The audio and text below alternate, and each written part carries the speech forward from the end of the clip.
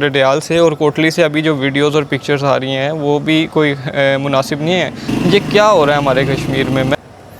क्या मीरपुर आज फिर से बंद था? क्या मीरपुर में सेक्शन 144 यानी दफ़ा 144 नाफिज हो गया? क्या मीरपुर में दो बंदे एक साथ खड़े नहीं हो सकते? क्या मीरपुर आज़ाद कश्मीर की मस्जिदों में आप बाजमात नमाज अदा नहीं कर सकते? ये सब चीज़ें आज की इस वीडियो में हम डिस्कस करेंगे। यही हमारा टॉपिक है। तो मेरा नाम है ज़ीशान और आप सब देख रहे हैं Zeeshan Farooq vlogs YouTube channel.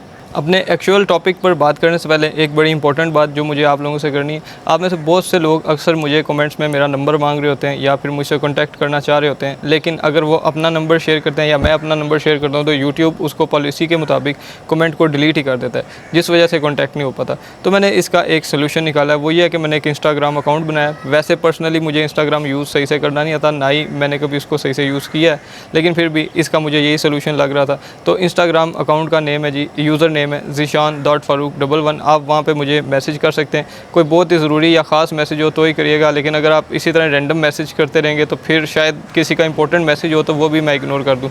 मैं इंस्टाग्राम कम यूज़ करता हूँ, लेकिन मैं कोशिश करूँगा सिर्फ आपके मैसेजेस की वजह से मैं इसको यूज़ करना शुरू करूँ। मैंने अपने उस अकाउंट पर कुछ ज़्यादा स्टफ़ नहीं डाला, आज ही उसको क्रिएट किया। सिर्फ वाइट शर्ट में मेरी पिक्चर लगी होगी, ये इसलिए बता रहा ताकि आप उसको आइडेंटिफाई कर लें। तो अब स्टार्ट करते हैं अपने टॉपिक को। तो मीरपुर की क्या सूरत हाल है जी?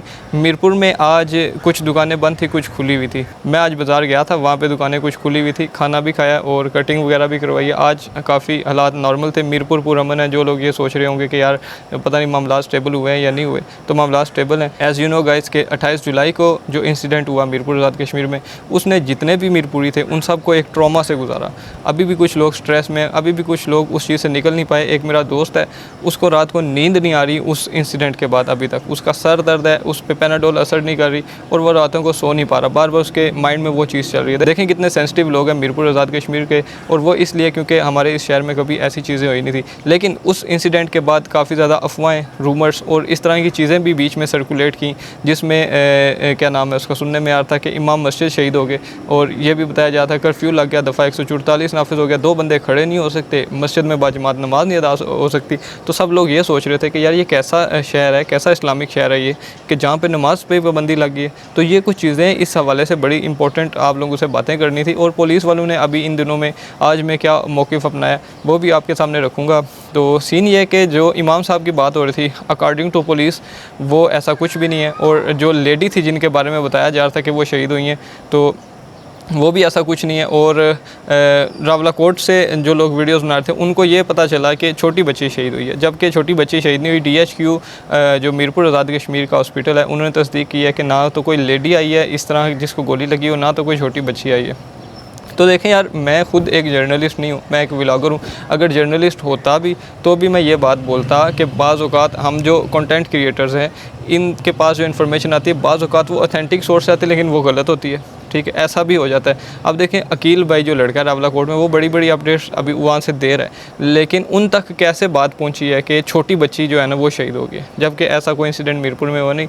दिस इज़ हाउ कुछ मेरे तक कोई समटाइम ऐसी बात आती है जो मैं आपको बताता हूँ और बाद में वो वैसी होती नहीं है। तो यार मैं बड़ा माजरत हूँ अगर मैंने कभी ऐसी कोई आप तक अपडेट ले कर आया हूँ। तो मैंने अपनी वीडियो में ये बोला था, जब भी मैं बोलता हूँ मैं कहता हूँ मैंने सुना है अभी, ठीक है। जिस बात की मुझे 100% कन्फर्मेशन नहीं होती उसके बारे में मैं कहता हूँ मैंने सुना है। तो मैंने सुना था कि इमाम मस्जिद को शहीद कर दिया गया, लेकिन अभी तक इस चीज़ की कोई अथेंटिक तस्दीक नहीं हो सकी। कोई किसी किस्म की जनाजे की वीडियो नहीं आ सकी इमाम साहब के, या इमाम साहब के किसी फैमिली मेम्बर की कोई वीडियो मंजर आम पर नहीं आई जिस पर बंदा ये क्लेम करे इस बात पर। और बाकी रह की बात कर्फ्यू की, तो काफ़ी लोग जो है ना रावलाकोट से या कहीं और से सारे कह रहे हैं कर्फ्यू लगा हुआ है मीरपुर में। तो यार भाइयों ऐसा कुछ भी नहीं है, आप फेक बातें मत फैलाएं, कर्फ्यू नहीं लगा हुआ। मैं अपने भाई के साथ, अपने दोस्तों के साथ शाम को आता जाता हूँ शहर में, हम थोड़ा सा देखते भी हैं शहर में क्या मामला चल रहे हैं। तो ऐसा कुछ भी नहीं है, लोग आ जा रहे हैं, पूरा अमन है, अभी भी लोग नमाज़ पढ़ के आ रहे हैं, नमाजी भी आ जा रहे हैं, ऐसा कुछ भी नहीं, कर्फ्यू नहीं लगा हुआ।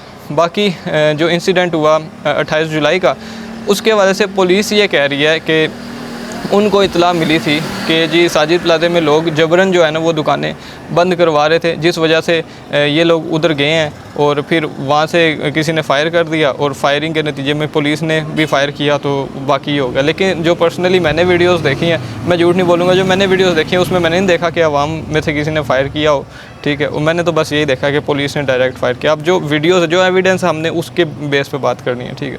और मैंने ये भी देखा कि लोग गिरे हैं, मैंने ये भी देखा कि लोगों का खून निकल रहा है, उनको गोली लगी हुई है, और एक बच्चा भी मैंने वहाँ पे सड़क पे गिरा हुआ देखा अपनी आंखों से मतलब ये पिक्चर्स और वीडियोस के थ्रू। लेकिन पुलिस वाले कह रहे हैं वो एआई वीडियोस हैं या पिक्चर्स हैं, बट मुझे नहीं लगता यार। और दूसरे नंबर पे बन खुरमा वाले इंसिडेंट के बारे में डिस्कस करें तो बन खुरमा का वो लोग कहते हैं कि हमें इतला मिली कि बन खुरमा में रोड वगैरह सारी बंद है और 2 पुलिस वाले जो कहीं उधर के रिहायशी थे उनको ये रगमाल बना लिया, यानी उनको डिटेन कर लिया इलीगली। डिटेन से मुराद के उनको ज़बरदस्ती जो है ना अपनी हिरासत में ले लिया बन खुरमा के कुछ लोगों ने। और फिर जब ये पुलिस वगैरह वाले सारे आए हैं बन खुरमा में तो कहते हैं जी छतों पे लोग चढ़े हुए थे, उन्होंने वहाँ से फायरिंग की, जिस के नतीजे में कोई पुलिस ऑफिसर थे उनके टांग पे गोली लगी और फिर उसके नतीजे में पुलिस वालों ने वहाँ पे भी फायरिंग वगैरह की और इस तरह अपने पुलिस वाले जो 2 बंदे थे उनको बाजियाब करवाया। ये पुलिस का मौक़िफ़ है। और उन्होंने बोला है कि जो मुंतशिर अवाम है, जो सोशल मीडिया पर इस तरह की पोस्टें लगा रहे हैं या इस तरह की अवाम को वर्गला रहे हैं, उनके ख़िलाफ़ सख्त कार्रवाइयाँ शुरू होंगी। ये SSP खुर्रम इकबाल ने जो है ना वो चीज़ें बताई, ये मैंने पढ़ी, एक जर्नलिस्ट हैं उनके पेज से। तो ये इस टाइम पुलिस का मौक़िफ़ है, ठीक है।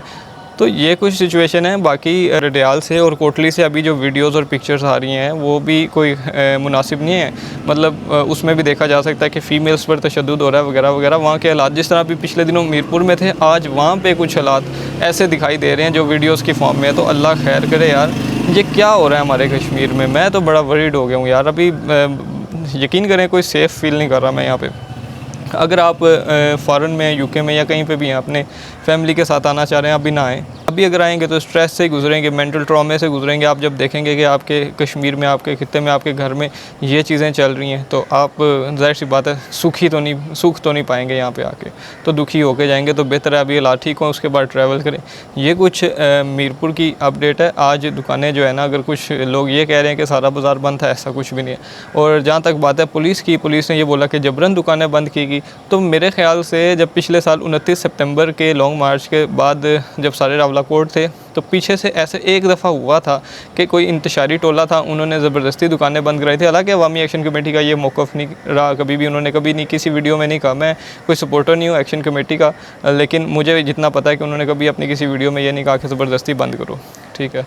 हाँ, वो ख्वाजा मेहरान का एक नारा है कि बंद मतलब बंद, वो एक अलग डिबेट है। लेकिन जितना मैं यहाँ पे जानता हूँ लोगों को, ऐसा कुछ नहीं था। हाँ, इंतशारी टोला था कोई जिसका अवामी एक्शन कमेटी से, एक्शन कमेटी वाले कहते हैं हमारा उनसे कोई लेना देना नहीं। जब इन्होंने कह दिया कि हमारा उनसे कोई लेना देना नहीं, तो पीछे बात क्या रहेगी। तो उन्होंने जबरन दुकानें मीरपुर में बंद करवाई थी, जो कि गलत चीज़ थी।